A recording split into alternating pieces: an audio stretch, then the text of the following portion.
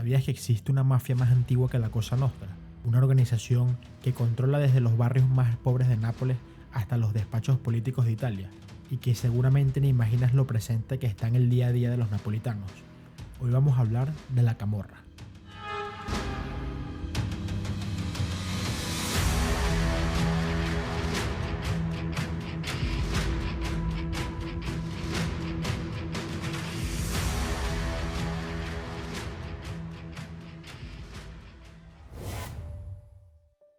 A diferencia de otras mafias, la Camorra no es solo una familia. Son decenas de clanes enfrentados entre sí, capaces de convertir las calles de Nápoles en auténticos campos de guerra.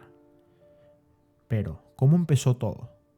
¿Por qué la policía nunca ha logrado erradicarla?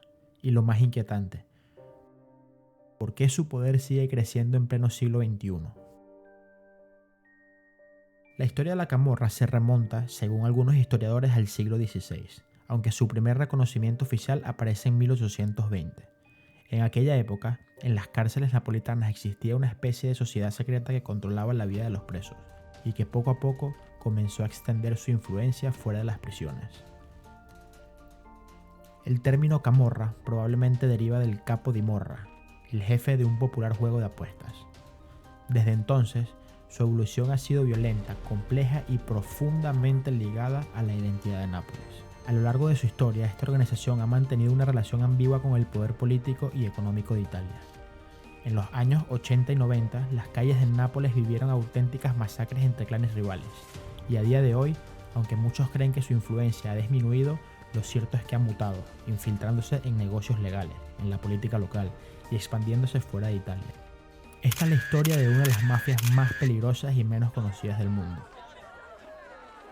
Hola a todos, yo soy Heredia Ballesteros y hoy les voy a contar la historia de la Camorra. El primer registro documental sobre la Camorra aparece en 1735, en un edicto del rey Carlos VII de Nápoles, donde se mencionaba ciertos grupos criminales que controlaban actividades ilícitas dentro de las cárceles. En sus inicios, la Camorra no era una mafia rural, como ocurría con la Cosa Nostra en Sicilia, sino un fenómeno urbano enraizado en los barrios más populares y en las prisiones de Nápoles.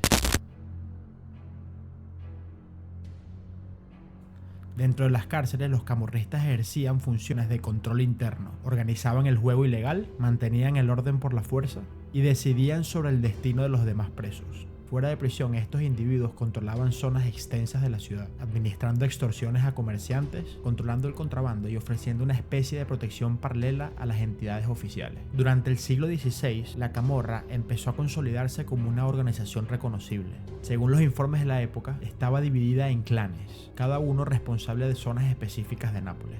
Estos grupos actuaban con independencia, y aunque respondían a una regla no escrita y a una jerarquía básica que reconocía a los miembros más veteranos y violentos. Un hito clave en la historia de la Camorra se produjo en 1860, cuando Giuseppe Garibaldi y sus tropas desembarcaron en Nápoles durante la unificación de Italia. En ese momento, la Camorra aprovechó el vacío de poder para ofrecer su apoyo a las nuevas autoridades y así asegurarse su permanencia en el tejido social. Se cuenta que algunos líderes camorristas fueron reclutados como policías tras la caída de los Borbones. Desde entonces, la Camorra se afianzó en diversas actividades ilegales y también empezó a influir en la vida política de Nápoles, corrompiendo funcionarios y extendiendo su influencia en las obras públicas, el contrabando de tabaco y el juego clandestino. A diferencia de otras mafias italianas, la Camorra nunca adoptó una estructura piramidal. En su lugar, se caracteriza por su estructura horizontal y descentralizada, lo que ha generado continuas disputas entre clanes a lo largo de los siglos. Esta descentralización, sin embargo, es una de las razones por la que ha logrado sobrevivir a persecuciones y arrestos masivos, adaptándose a transformaciones sociales, económicas y políticas de Nápoles.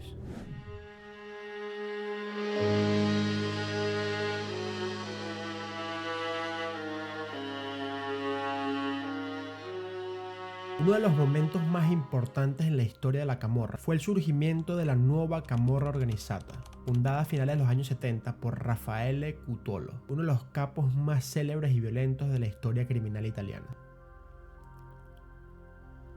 Raffaele Cutolo, conocido como O Professore, nació en Ottaviano, provincia de Nápoles, y a muy temprana edad se convirtió en un personaje muy temido dentro y fuera de las cárceles. Desde prisión, Cutolo ideó un ambicioso proyecto: unificar bajo su mando a los diversos clanes camorristas. que hasta entonces actuaban de manera autónoma y dispersa por toda la región de Campania. La nueva Camorra Organizzata se presentó como una organización criminal estructurada, con ritos de iniciación y una jerarquía definida, con códigos de conductas internos muy estrictos. Bajo el liderazgo de Cutolo, la nueva Camorra Organizzata llegó a controlar extensas áreas de Nápoles, gestionando el tráfico de estupefacientes, las extorsiones y la corrupción en los contratos de obras públicas. Esta centralización del poder llegó a generar tensiones entre la nueva Camorra Organizzata y los clanes históricos de la Camorra tradicional, que no aceptaban someterse a la doctrina de Cutolo. Esto dio origen a una de las épocas más violentas de la historia de Nápoles, conocida como la Guerra de la Camorra.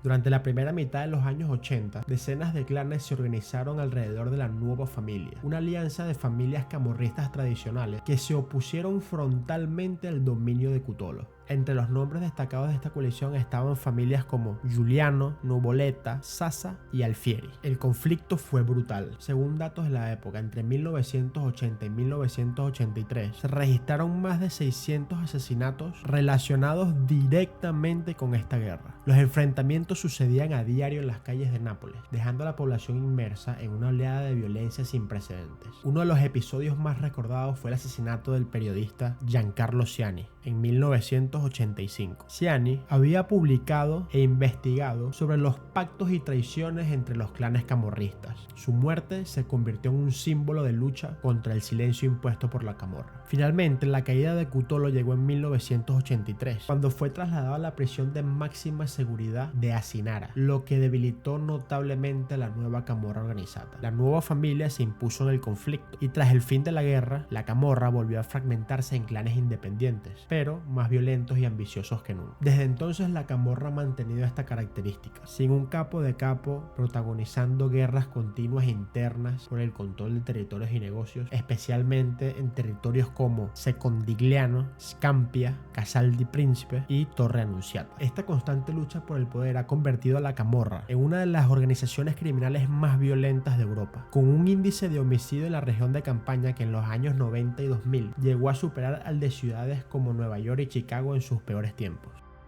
Hoy en día, la Camorra sigue siendo una de las organizaciones criminales más activas de Italia. Tras las grandes operaciones policiales de los años 90 y 2000, la organización se fragmentó en más de 100 clanes que actúan de forma autónoma y violenta. Uno de los fenómenos más alarmantes es el de los baby boss, adolescentes armados sin códigos tradicionales que lideran bandas dedicadas a la venta de droga, extorsión y ajustes de cuentas.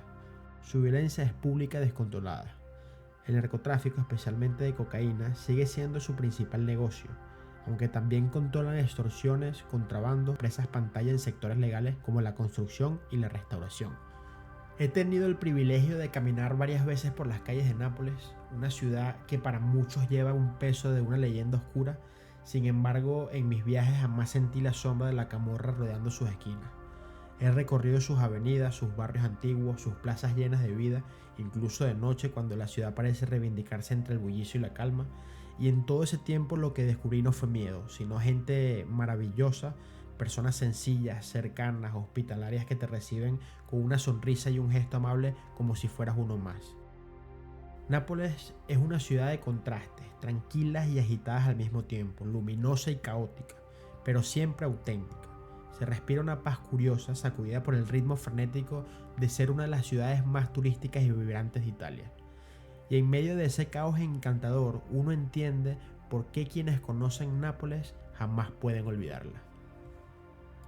Espero realmente de todo corazón que les haya gustado este video. No olviden darle like, compartirlo, suscribirse y dejarme en los comentarios si les gusta este tipo de contenido. Yo soy Ere de Ballesteros y nos vemos en el próximo video. Chao, chao.